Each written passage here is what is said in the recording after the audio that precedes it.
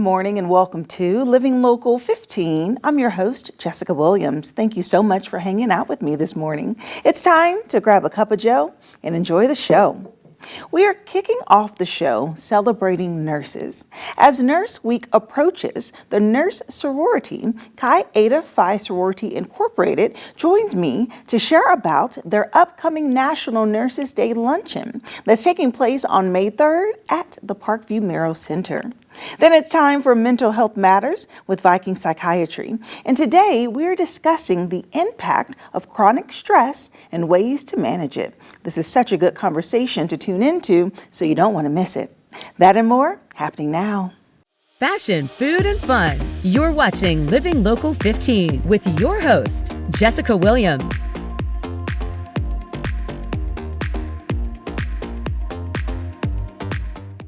National Nurses Day is approaching on May 6th this year, and it's a day to acknowledge and appreciate the vital roles that nurses play in our society. And there will be a special luncheon celebration on Saturday, May 3rd, presented by the Zeta Eta chapter of Chi Eta Phi Sorority. And joining me today is Dorothy Jackson, their vice president, and Sylvia Page, the sorority's regional director. Good morning, ladies. Good morning. Welcome. Thank you for having us. Yes, well, I'm so excited. Of course, you know, the medical field is such a challenging field to work in. So I love that there are appreciation days, especially for nurses, because you all do so much work. And I know that you both are nurses in the medical field, and you're also a part of this sorority that I'm learning about, which is cool, which is a nurses sorority. Yes, it is. Chi Eta Phi Sorority Incorporated actually started in 1932 in Washington, D.C. at Freeman's Hospital, which is currently Howard University. And so the organization was started by 12 registered nurses, African American. And the reason for the initiation of this sorority was because back then in 1932, African Americans weren't allowed to join sororities. And so we created our own. And so it is a professional organization, all registered nurses, men and women. And we have graduate chapters and undergraduate chapters. So we're really excited. It's 5 regions, and I am the regional director of the Middle West region. Awesome. That's so great. And Dorothy, I know that you have so much rich history in this city and in your profession. So just kind of share with me just about what the organization really does on the local level. On the local level, we do community service. And last year we made service to over 29,000 people in the community. Wow. And that's through health fair, immunization, doing presentation, teaching. We do that once a month. We do the youth group at the Renaissance Y and work with other organizations and providing care to people in the city. I grew up here, so, you know, serving my community is one of my, you know, I'm just dedicated to it because I grew up in a community where people helped me to get where I am today. So I feel that I need to pay back, and you know, I just love it. And so that's what the sorority represents, giving back, you know, providing education, lifting people up who wants to become a nurse or in the healthcare field. Yes, and I know that you put on different events throughout the year and collaborate with other medical organizations like the African American Healthcare Alliance. Yes. Is a big event that you all put on each year, right, Sylvia? Yes, absolutely. We have been involved since the inception of the African American Healthcare Alliance, and so that's one of our major events that we do. Another big event we do is Metro Physicals, where we give physicals to those playing Metro football to about 500 youth, and so that's another big event that we have. Collaboration is one of the things that we do within the community because it's important that we reach a broad base of those in the community. Right. And so with healthcare being the way it is and the health disparities that affect African Americans, it's very important that we collaborate. And so we do a lot of collaboration with other organizations as well. Yeah. And so that's one of the things that we love to do is to get out there in the public so that the public can see us and that we can educate them on some of the health disparities and things that they can do to help themselves. Not a lot of people have resources to go to the doctor, so we're very important that we can reach those that may not have access to health care so that we can at least educate them on things that they can do for the betterment of their health. Yeah.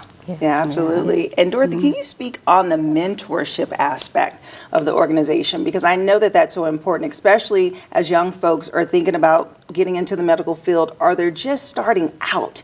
There's like a support group that happens, right? It is, and we try and target the middle school. So we do have mentorship going on with the in partnership with the Alliance, mentoring the middle school, but also we do that at the Renaissance Y with the youth group there. We do a presentation once a month there on a Wednesday, and last for Black History Month, we did a presentation on Black nurses. You know, how did we get to the point where we are?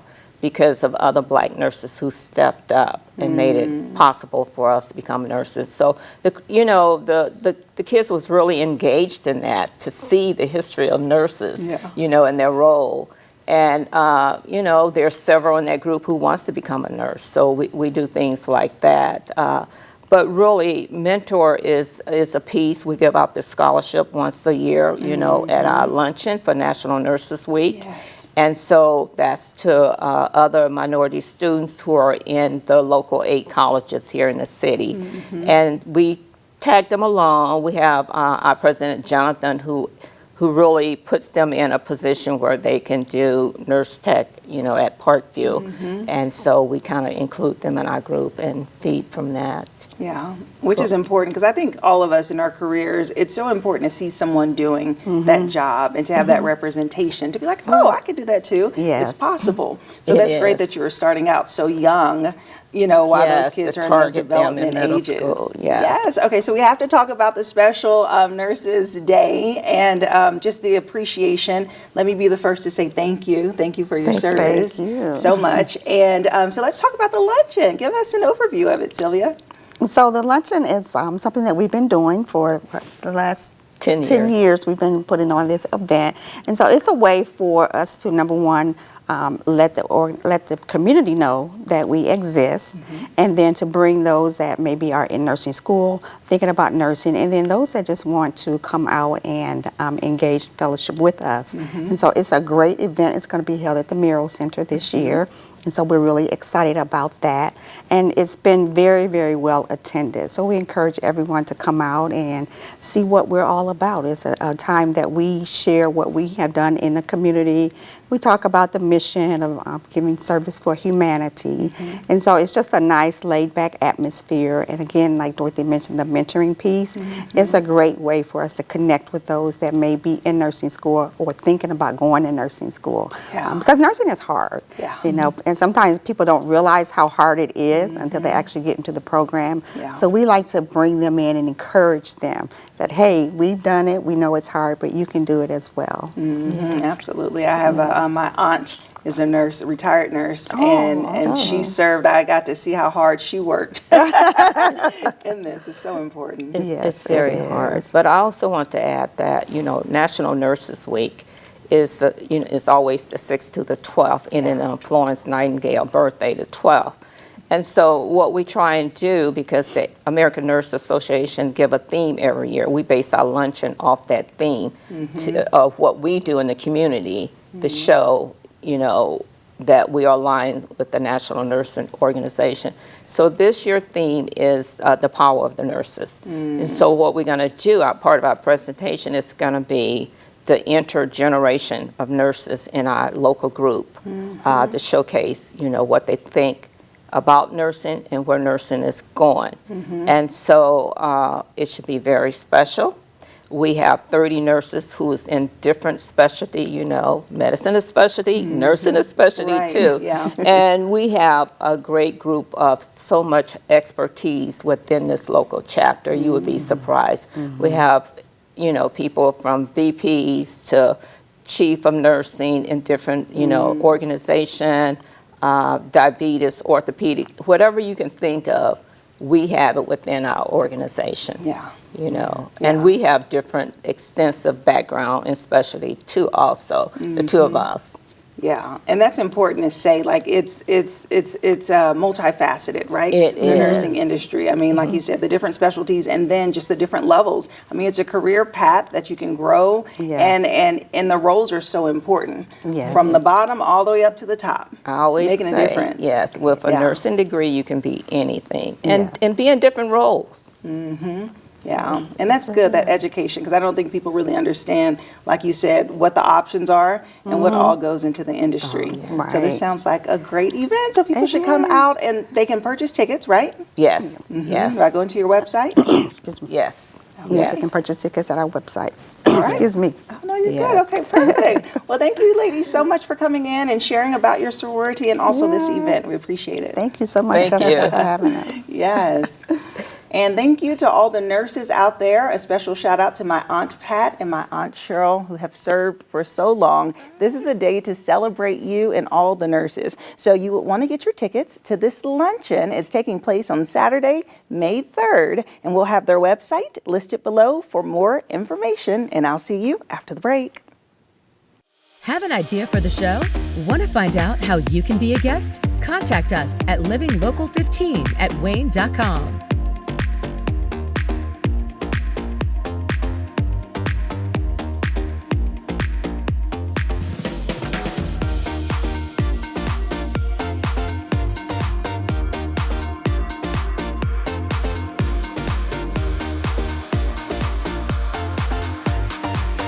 Join me, Jessica Williams, on Living Local 15 every weekday morning at 9 on Wayne 15.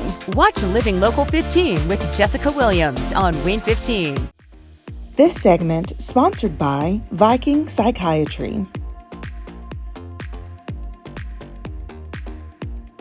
Welcome back to another edition of Mental Health Matters with Viking Psychiatry, and I am joined by their owner, Sean Goddard. Hi, Sean. Hey. Welcome back. Thank you. Okay, so today we're going to talk about something that I feel a lot of people experience, which is stress, right? Things are stressful in life. People have anxiety.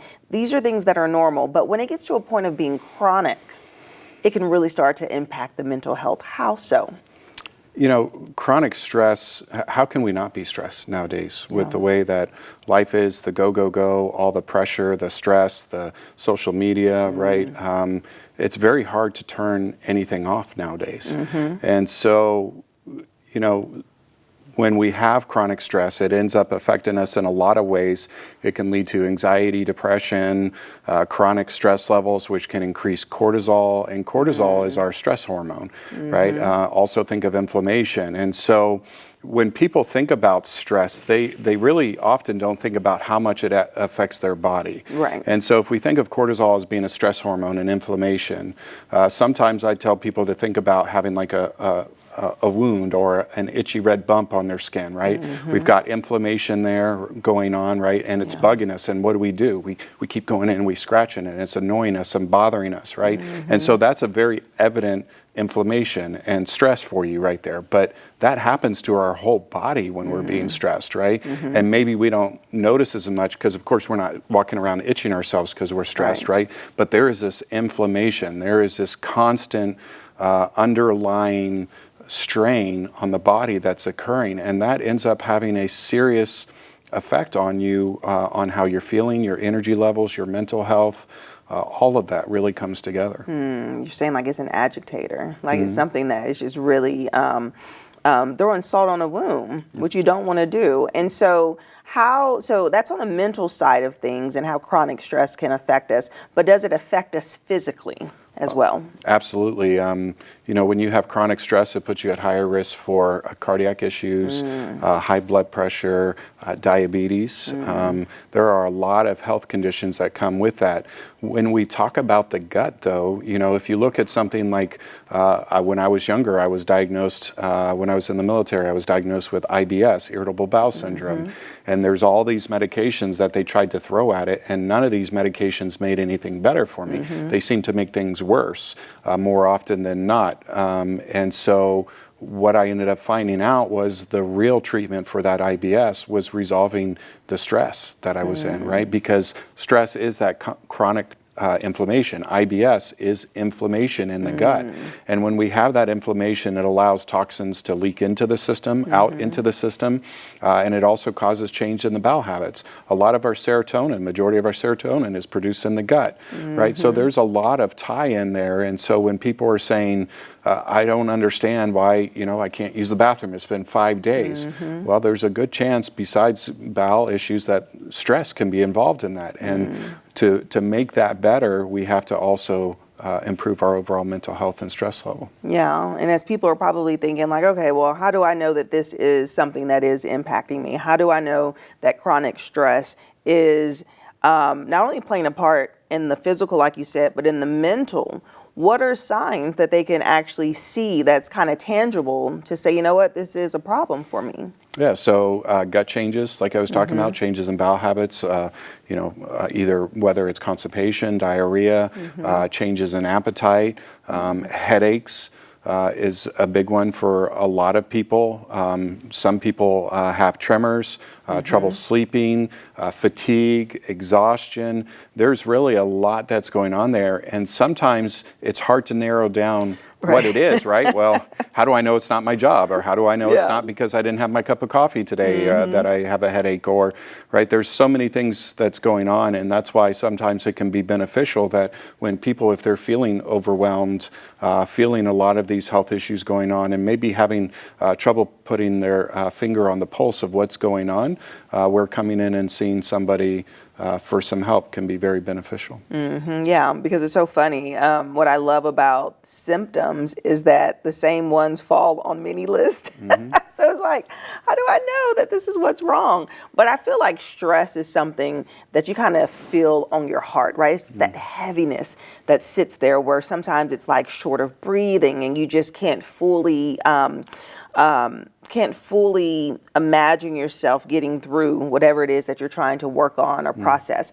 And so it is a very heavy thing. And so as people are trying to live each day, you got to keep going. That's the biggest thing. I always say you got to keep going no matter if stress or anxiety is weighing you down. What are tips that you have so that people can manage their stress better? Yeah, I think number one, it's, you talked about how you binge on a mystery show, and really psychiatry, a lot of times it is a mystery, it is doing detective because there is so much crossover in so many things. Yeah. There's symptoms of anxiety that also fall into depression and into ADHD, into PTSD, and there's so much overlap that you can't just assume. You really have to dig in and try to see what's going on. And sometimes there's multiple things going on. And so getting somebody to help you get to the root of that and understanding what's going on is important. But then there's things that you can do naturally, because some people, you talk about that heaviness, right? And that is how stress really might present for you. But other people, it might present as irritability, right? That's how their body expresses it. Right. And so you have to find a way to be able to release that pressure, right? Because if you keep blowing up the balloon, eventually it pops, right? And so we have to let some air out. And so you can do that through exercising, relaxation, meditation, breathing exercises, journaling, and hobbies can be a great thing, right? Whatever that may be that provides you some relief, getting out and hiking in nature, right? Going rowing, going hiking, all those types of things. We don't make time for those types of things a lot nowadays. And it's very important that we do. It's very important that we let some of the air out of the balloon. Yeah, just find what brings you joy, right? Whether it's like hopping in the kitchen, cooking, just kind of relaxing. I think self-care is something we've talked about before, how people don't do it enough. But it's like you have to carve out time for you. And in this busy world, you just got to do it. It's just as simple as that. That's right. Yeah. Okay, good stuff. Thank you so much, Sean. Thank you. Thanks for having me. And if you would like more information about Viking Psychiatry, we'll have their website listed below. They do have multiple locations, so you can see which location works best for you. Have the conversation with them and get started today. And I'll see you after the break. This segment sponsored by Viking Psychiatry. Follow us on social media at Living Local 15.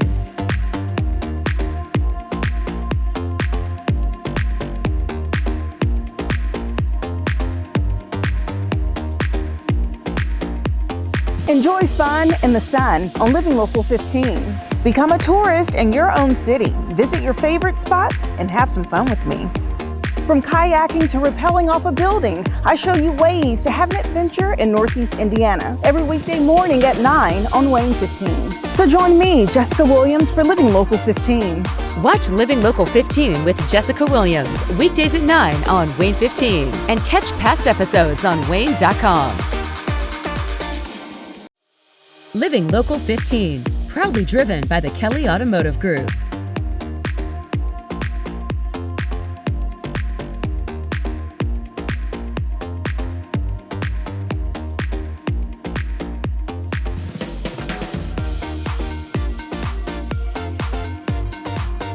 Well, that's our show for today. Thank you so much for tuning in. And remember, you can always catch up on episodes and segments of Living Local 15 by going to WANE.com, downloading the WANE app, and also checking us out on YouTube. And I'll leave you with this. It's never too late to live your best life, so start living it today. And I look forward to seeing you here tomorrow for Friday. Hey.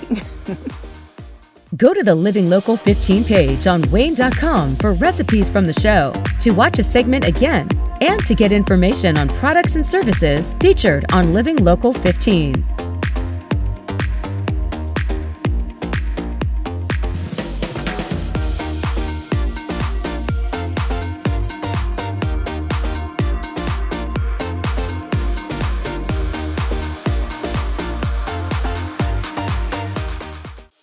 Content segments during today's Living Local 15 were paid for by these sponsors.